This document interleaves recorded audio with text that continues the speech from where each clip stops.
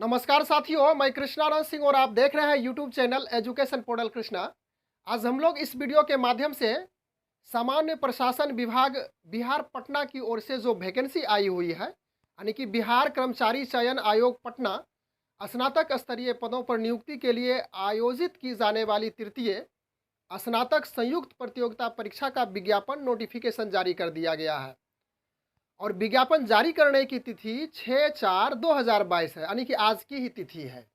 कुल पद की संख्या भी उस विज्ञापन में, उस नोटिफिकेशन में स्पष्ट किया गया है 2187, यानी कि 2187 है। और पद है सचिवालय सहायक, योजना सहायक, मलेरिया निरीक्षक, डाटा एंट्री ऑपरेटर, अंकेक्षक इत्यादि। और उस विज्ञापन में ऑनलाइन आवेदन भरने की तिथि भी निर्धारित है और वह तिथि है 14/4/2022 और अंतिम तिथि रखी गई है 17/5/2022। तो आप बोर्ड पे स्पष्ट रूप से देख सकते हैं कि सचिवालय सहायक के लिए 1380 सीट है।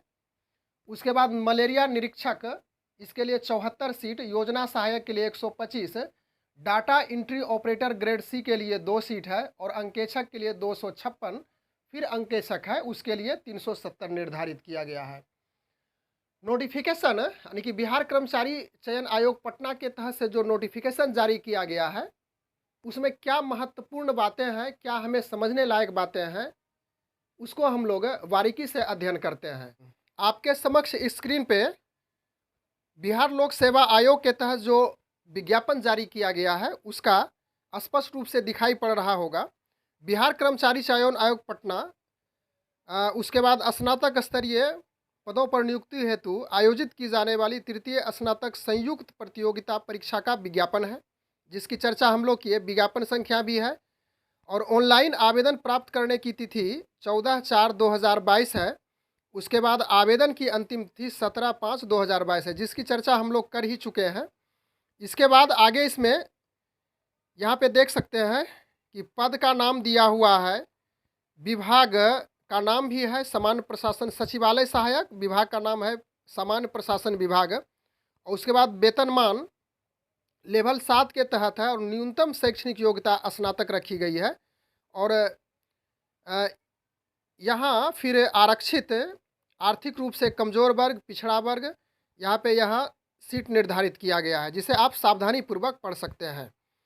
उसके बाद इसके नीचे योजना सहायक है, योजना एवं विकास विभाग लेवल 7, और जिसके लिए शैक्षणिक योग्यता स्नातक ही रखी गई है। फिर इसके बाद इधर सीट भी यहाँ पे निर्धारित की गई है।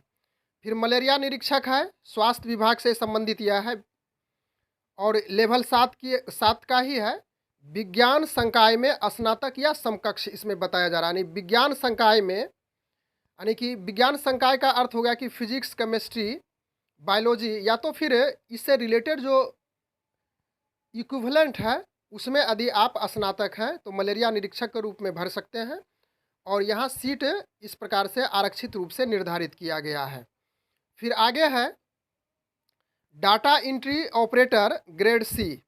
इसमें भी स्नातक के साथ मान्यता प्राप्त संस्थान से PGDCA अथवा BCA, BSc, IT या उसके समकक्ष होना चाहिए। यहाँ पे इस स्थान पे आप देखिए शैक्षणिक योग्यता दी हुई है, उसके साथ साथ और भी अन्य योग्यताएं जो ज़रूरी है आप समझ सकते हैं। और सीट इधर निर्धारित किया गया है। उसके बाद अंकेक्षक है, कार्यालय निबंधन सहयोग समिति लेवल 5 का यह है, वेतनमान में ही है। स्नातक गणित के साथ अथवा वाणिज्य स्नातक इसमें कंडीशन रखा गया है शैक्षणिक योग्यता में, और सीट इस स्थान पे निर्धारित किया गया है। इसके बाद आगे और भी कुछ सीट है, उसको भी हम लोग देख लेते हैं। फिर अंकेक्षक है और यह अंकेक्षक निदेशालय का है, लेवल 5 का है। स्नातक वाणिज्य, अर्थशास्त्र, सांख्यिकी अथवा गणित में से किसी एक विषय में स्नातक होना चाहिए और सीट यहाँ पे निर्धारित है। तो इस प्रकार से कुल सीट की संख्या यहाँ दर्शाई हुई है 2187। आप सावधानी पूर्वक इस नोटिफिकेशन का अध्ययन कर सकते हैं। फिर आगे न्यूनतम शैक्षणिक योग्यता के बारे में हम लोग चर्चा कर ही चुके हैं। फिर आरक्षण की जो स्थितियां हैं यहाँ पे दर्शाई गई है, इसे आप सावधानी से पढ़िए। यदि आरक्षित कैटेगरी से आते हैं तो आपको इसका बेनिफिट मिल सकता है। फिर अनुसूचित जाति, अनुसूचित जनजाति, पिछड़ा वर्ग, अत्यंत पिछड़ा वर्ग के लिए है। फिर दिव्यांग अभ्यर्थियों के लिए विशेष रूप से यहाँ पे चर्चा की गई है। स्वतंत्रता सेनानियों के पोता पोती, इसकी भी चर्चा यहाँ पे की गई है, उसके लिए भी आरक्षित सीट है। उम्र सीमा यहाँ पे निर्धारित की है, जिसे हम लोगों को देखना अनिवार्य है। अभ्यर्थी की उम्र सीमा की गणना दिनांक 1/8/2021 के आधार पर की जाएगी, यानी कि 1/8/2021 के आधार पर, अगस्त में, 1 अगस्त को, और 2021 में ही। परंतु वैसे अभ्यर्थी जो दिनांक 1/8/2015 को सरकार द्वारा निर्धारित अधिकतम उम्र सीमा धारित करते हों एवं उक्त तिथि तक निर्धारित शैक्षणिक योग्यता धारण करते हों, वे भी उम्र सीमा के आधार पर सामान्य प्रशासन विभाग के पत्रांक इतना नहीं जो 23/1/2006 के आलोक में इस परीक्षा के लिए पात्र होंगे। यहाँ पे कंडीशन लगाया गया है। उसके बाद न्यूनतम आयु सीमा 21 वर्ष रखी गई है, लेकिन अधिकतम आयु सीमा यानी कि मिनिमम सब कम से कम उम्र 21 साल तो होनी ही चाहिए। और उसके बाद अधिकतम इस प्रकार से है कि आरक्षित अनारक्षित वर्ग के पुरुष के लिए, यानी कि जो अनारक्षित है, जनरल कैटेगरी के हैं, तो उसका 37 वर्ष मैक्सिमम, यानी ज़्यादा से ज़्यादा होना चाहिए। उससे ज़्यादा यदि होता है 37 से ज़्यादा, तो वह भरने योग्य नहीं होंगे। अनारक्षित वर्ग के लिए महिला के लिए 40 वर्ष है।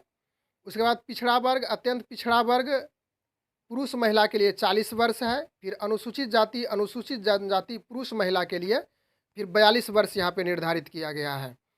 उसके बाद और भी कुछ नीचे अंकित है। कार्मिक एवं प्रशासनिक सुधार विभाग के संकल्प ज्ञापांक इतना दिनांक इतना के, इसको आप पढ़िए, ज़्यादा समय नहीं लेंगे पढ़ने में हम लोग यहाँ पे। फिर आगे है परीक्षा शुल्क, इसकी चर्चा हो जानी चाहिए। परीक्षा शुल्क सामान्य वर्ग, पिछड़ा वर्ग, अत्यंत पिछड़ा वर्ग के पुरुष के लिए 540 रुपया यहाँ पे है, देना होगा।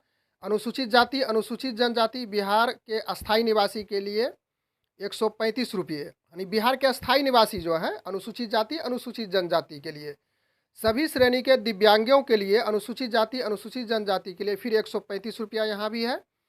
सभी श्रेणी के महिलाएं, सिर्फ बिहार के अस्थायी निवासी, यानी जो बिहार की ही महिला हो, उसके लिए 135 रुपये। फिर बिहार राज्य के बाहर के सभी श्रेणी के अभ्यर्थी पुरुष के लिए 540 रुपया। इसका अर्थ है कि बिहार राज्य के अलावा अन्य स्टेट के जो भी अभ्यर्थी हों वह आवेदन भर सकते हों, और इसके साथ साथ उसे परीक्षा शुल्क के रूप में 540 रुपये का भुगतान करना पड़ेगा। परीक्षा शुल्क की राशि परीक्षा शुल्क एवं सेवा कर अभ्यर्थी द्वारा अलग से वहन किया जाएगा, यह सब बताया गया है इसमें। उसके बाद ऑनलाइन रजिस्ट्रेशन करने के पश्चात परीक्षा शुल्क ऑनलाइन पेमेंट्स गेटवे के माध्यम से दिनांक 14/4/2022 से 15/5/2022 तक जमा किया जा सकेगा। परीक्षा की प्रकृति, यानी परीक्षा किस प्रकार की होगी, तो यह वस्तुनिष्ठ प्रश्नों की परीक्षा, ऑब्जेक्टिव टाइप की परीक्षा होगी।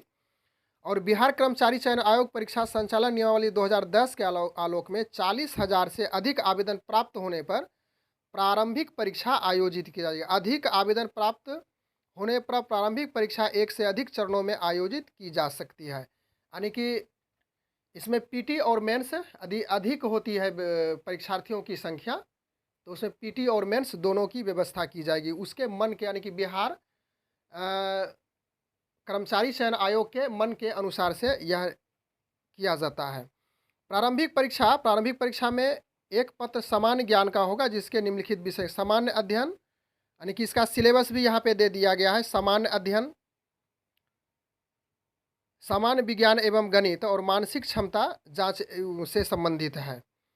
और भी आगे कुछ है जिसे हम लोग देख लेते हैं। फिर प्रारंभिक परीक्षा का सिलेबस निम्न प्रकार है। सामान्य अध्ययन, जिसे आप देखिए समसामयिक पूछा जाएगा, करंट अफेयर से संबंधित, भारत और उसके पड़ोसी देश। सामान्य विज्ञान, गणित, मानसिक क्षमता जांच।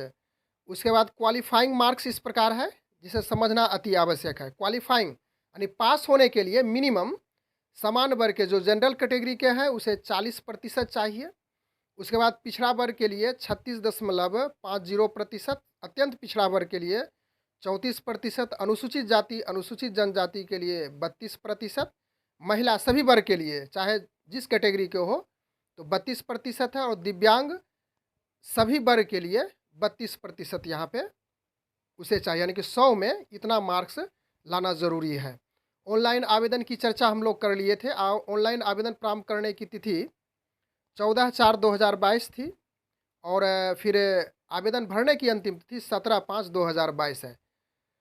उसके बाद और भी यहाँ कुछ महत्वपूर्ण बातें हैं, जिसे आप पढ़िए सावधानीपूर्वक। महत्वपूर्ण निर्देश यहाँ पे दिया हुआ है, इसे भी पढ़ना ज़रूरी है।